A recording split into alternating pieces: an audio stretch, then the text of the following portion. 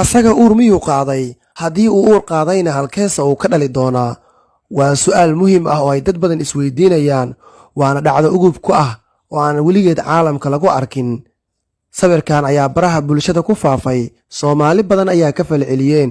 si aan kula wadaaga warbixintan oo dhammaystiran, waxaan kaa codsanayaa inaad bogga falow saarto muuqaalkan aad sheergareyso si uu u gaara saaxiiba qaali ah sida adigoo kale. waan kaaga mahadcelinayaa haddii aad tahay mid hore noola socday, balse haddii aad tahay mid hadda nagu soo xirmay, sidoo kale waan kaaga mahadcelinayaa la jaanqaadkaaga cusub. asaga magaciisa oo dhabta ah waxaa la yidhaahdaa Lil Nas X, waana fanaan caan ah oo ka soo jeeda qaaradda Ameerika. waxa uu ahaa fanaan aad u gilgalay masraxyada caalamka. dadka waxa ay yidhaahdaan Michael Jackson, waxa ay ula jeedaan wiilkii Michael Jackson, sababtoo ah qoobka ciyaareedkiisa ayaa ahaa sidii Michael Jackson oo kale. dadka qaarkooduna waxa ay yidhaahdaan sidoo kale Michael Jackson kii dhaxlay, maadaama labiskiisu uu u ekaa sidii Michael Jackson oo kale. balse maanta waa ay ka duwan tahay sidii hore, oo waxaa loo cabsi qabaa inuu waayo qoobka ciyaareedkiisa maadaama uu yeeshay uur.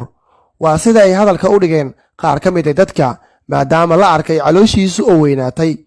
isaga waxa uu sheegay inuu uur leeyahay, waxa uuna yidhi waxaan dhali doonaa 17 Sebteembar 2021. waa bisha hadda inoo bilaabatay 17deeda. caalamka dadka ku nool ayaa waxa ay sugayaan ama ay u gambar dhigteen maalintii uu dhali lahaa iyo halka uu ka dhali lahaa. balse dadka qaarkooda ma aaminsana in uu uur leeyahay. waxa ay yidhaahdeen waa cudur kaga dhacay caloosha. run ahaantii waa arrin ugub ku ah dunida, nin uur yeeshay.